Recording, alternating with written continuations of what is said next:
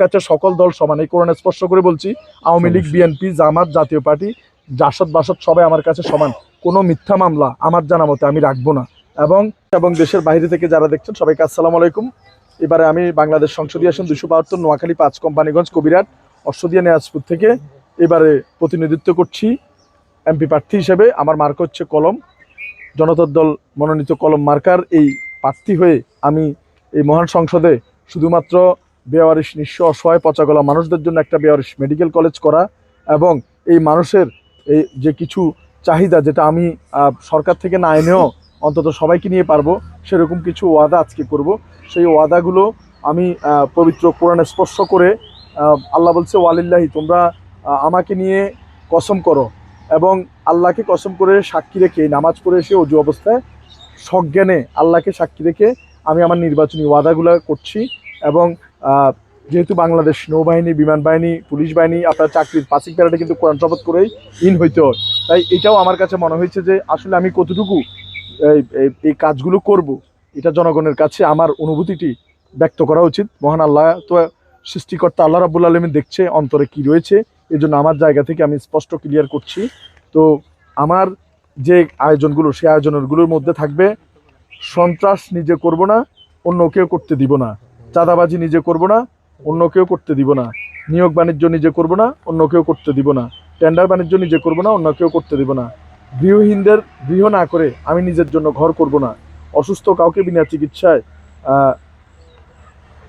মরতে আমরা কোনোভাবেই দিব না। মসজিদের ইমামদের বেতন আওতায় নিয়ে আসবো ইনশাল্লাহ। শিক্ষার উন্নয়নের জন্য নতুন নতুন স্কুল, কলেজ, মাদ্রাসা সাধ্যমতো আমরা প্রতিষ্ঠা করব। যোগাযোগ ব্যবস্থার জন্য নতুন রাস্তাঘাট, ব্রিজ, কালভার্ট আমরা ইনশাল্লাহ করব। কবিরহাট কোম্পানিগঞ্জে 24 ঘন্টার জন্য 2টি ফ্রি অ্যাম্বুলেন্স রাখবো। বাংলাদেশের একটি বেওয়ারিশ মেডিকেল কলেজ স্থাপন করব। প্রবাসীদের জন্য মাসিক ভাতা ও সম্মানজনক আইডি কার্ডের ব্যবস্থা করব। কৃষি ও শিক্ষাক্ষেত্রে আধুনিকায়নের সর্বোচ্চ প্রচেষ্টা গ্রহণ করা হবে। বেকারত্ব দূরীকরণের জন্য দেশে ও প্রবাসে কর্মসংস্থানের ব্যবস্থার আমরা সর্বোচ্চ চেষ্টা করব। নোয়াখালীকে একটি মানবিক আসন হিসেবে আমরা বাংলার বুকে বিশ্বের দরবারে রোল মডেল হিসেবে স্থাপিত করব। 2টি চিকিৎসা কেন্দ্র ফ্রি রাখবো ইনশাল্লাহ, যাদের টাকা নেই ওষুধ দিতে পারে। সকল প্রকার কিডনি এবং ক্যান্সার রোগীদের দায়িত্ব নিয়ে তাদের পাশে সর্বোচ্চ থাকার চেষ্টা করব। তো আমি আজকে যে বিষয়গুলো বলেছি এবং আমার যেগুলো মূল থিওরি, যে থিম, সেটা আপনার নেতা, আমি ওপেন চ্যালেঞ্জ করছি বাংলাদেশের 300 এমপি মহোদয়কে।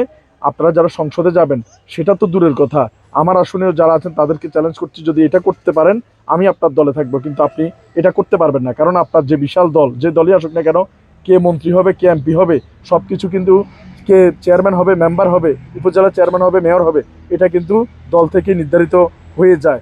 সাধারণ জনগণ কিংবা অপোজিশন পার্টি তাদের কিন্তু খুবই দুর্বিষহ অবস্থা নেমে আসে। তাই সবার জন্য সাম্য আইন রেখে ইনশাল্লাহ আমি যে কাজগুলো করব, কয়েকটি আমি পবিত্র কোরআন স্পর্শ করে, এটি আল্লাহর বিসমিল্লাহির রহমানির রহিম, এটি পবিত্র কোরআন শরীফ, ধর্মীয় গ্রন্থ।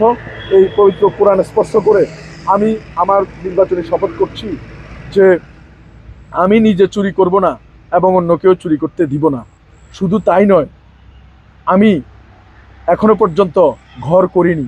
ঢাকাতে আমার কোনো ঘর নেই, পবিত্র কোরআন হাতে রেখে বলছি, ঢাকাতে আমার কোনো ঘর নেই, চট্টগ্রাম ঘর নেই, এবং নোয়াখালীতেও আমার কোনো ঘর নেই। যদি আমি হেরে যাই, আল্লাহ মাফ করুক, তাহলে হেরে গেলে আমি একটি ঘর করব আমার সন্তান, বউ বাচ্চা নিয়ে থাকার জন্য। এই কোরআন স্পর্শ করে বলছি, যদি আমি জিতে যাই, এই মানুষজন যতক্ষণ পর্যন্ত বলবে যে আমার ঘর নেই, ততক্ষণ পর্যন্ত আমি ঘর করব না। আপনারা যদি আমাকে নোয়াখালী 5 আসনে এমপি পদে জয়যুক্ত করেন, এই কোরআন স্পর্শ করে বলছি, যতদিন একটি মানুষের ঘর থাকবে না ততদিন পর্যন্ত আমি ঘর করব না। আমি এরকম বিশাল সমাবেশ ডেকে আবারও আপনাদেরকে নিয়ে বসবো, যদি কারো ঘর না থাকে, আমি সত্যি আমি ঘর করব না। এর উপর আমার আর কোনো ওয়াদা নেই। এছাড়াও আমি 2টি ওষুধের দোকান আমি আপনাদের জন্য আমার সাধ্যমতো আমি ফ্রি রাখবো, যাতে যারা টাকার পয়সা ছাড়া ওষুধ, মানে টাকা পয়সা নেই, ওষুধ কেনার সামর্থ্য নেই, তারা যাতে মেডিসিন নিতে পারে। এবং এই কোরআন স্পর্শ করে বলছি, 2টি অ্যাম্বুলেন্স আমি ফ্রি রাখবো এই কোম্পানিগঞ্জ কবিরহাট অশ্বদিয়া নেয়াজপুরের জন্য, যাতে বিনামূল্যে আপনারা এই অ্যাম্বুলেন্স সেবাটুকু পান। এবং এই কোরআন স্পর্শ করে বলছি, আমি কোনো স্বজনপ্রীতি করব না।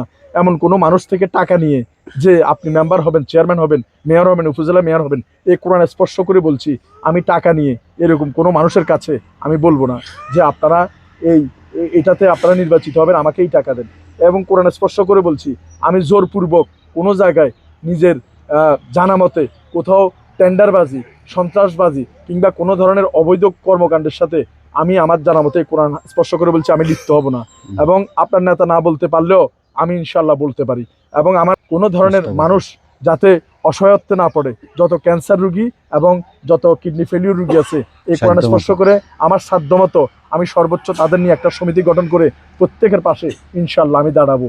আমি আমার সর্বোচ্চটুকু দিয়ে আমি আপনাদের পাশে থাকব। এবং আমি যে ওয়াদাগুলো করে গিয়েছি, আমি আমার জীবন দিয়ে হলেও আল্লাহর জন্য আমার এই কার্যক্রমগুলো আমি সর্বোচ্চ চেষ্টা করব। আল্লাহ তাআলা কবুল করুক। আমি এই পবিত্র কোরআন স্পর্শ করে আমি আমার এই নির্বাচনী প্রতিশ্রুতিগুলো আমি দিয়েছি এবং এগুলো সরকার থেকে না আনতে পারলেও ইনশাল্লাহ আমি বাস্তবায়ন করব। এবং এই কোরআন স্পর্শ করে বলছি যে আমি যদি সংসদ ভবনে যেতে পারি, বাংলাদেশের সকল মসজিদের ইমাম যাতে বেতনের আওতায় আসে, এই জন্য আমি বিল উত্থাপন করব।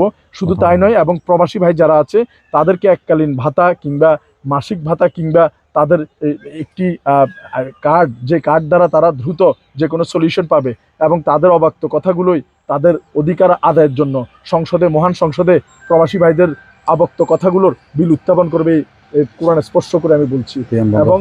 এবং কোনো ধরনের হয়রানি যাতে না হয়, কোনো ধরনের অর্থ কেলেঙ্কারি যাতে কেউ করতে না পারে, এই জন্য আমি সর্বোচ্চ প্রচেষ্টা করব। শুধু তাই নয়, মেম্বার, চেয়ারম্যান, ইউনিয়ন পরিষদের চেয়ারম্যান যার যার যোগ্যতা অনুযায়ী হবে। এবং জিতে গেলে আগামী 12 তারিখ কেউ যাতে কারোর উপর কোনো অত্যাচার অন্যায় না করতে পারে, এই কোরআন স্পর্শ করে কোনো পক্ষপাতিত্ব না করে আমি আপনাদের সর্বোচ্চ পাশে নিরাপত্তা থাকার সর্বোচ্চ প্রচেষ্টা চালাবো ইনশাল্লাহ। আল্লাহ তাআলা আমাদের সহায়। আবারও